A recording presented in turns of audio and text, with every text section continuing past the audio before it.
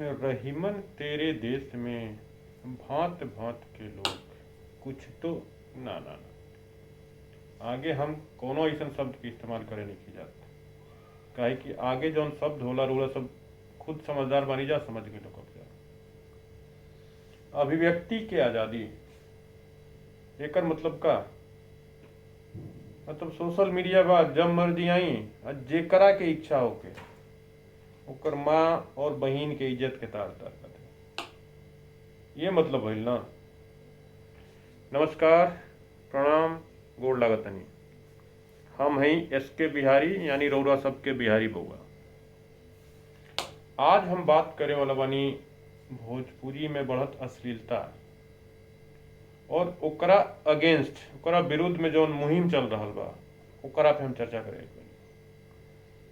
देखिए, अश्लीलता के विरुद्ध बिल्कुल होके के चाहिए आ हम सब मिल के साथ में एकर विरोध करे के चाहिए।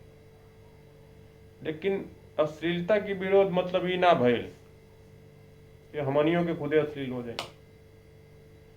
जोन अभी परिस्थिति बनल बा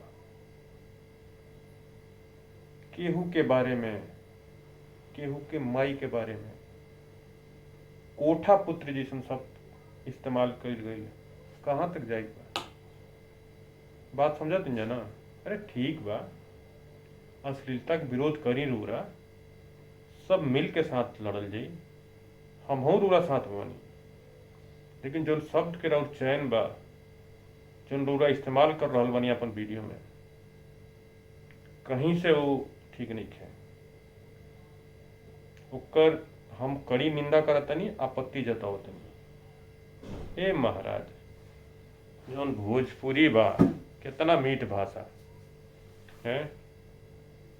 रउरा जौन आजकल फेसबुक यूट्यूब पर रउर मुहिम चलता उसमें ऐसा ऐसा शब्द के इस्तेमाल हो रहा बा, खुद अश्लीलता के बढ़ावा दे रहा बनी रूरा।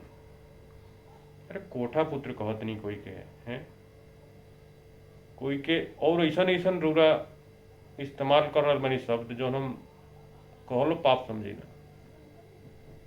फलानवा चिलानवा। अरे ई का है मतलब अश्लीलता के विरोध करब तो जौन मर्जी रूरा कहले हैं। महाराज, रूरा सबके जौन भाषा बा ना बिल्कुल अमर्यादित भाषा बा, उसका कंट्रोल कर ले जा हैं।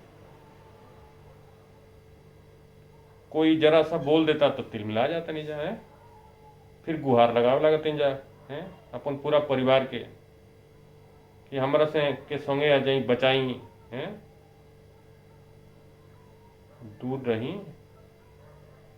जोन विरुद्ध रूरा सब कर रहा बनी जा तरीका से करी, संयम के साथ करी, सब मिल के साथ दे ली, हमनियों के राउत साथ दिए, पूरा टीम मिल के ई अश्लीलता के विरुद्ध हमनी के लड़ल जाई।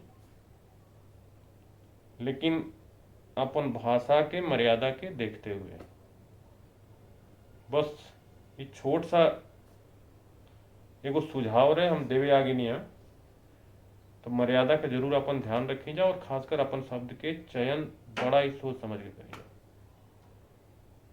बाकी और बहुत सारा बात बा, वीडियो हम ज़्यादा लंबा खींचल नहीं चाहत, तो आज्ञा दी हमके। प्रणाम, जय भोजपुरी, जय हिंद।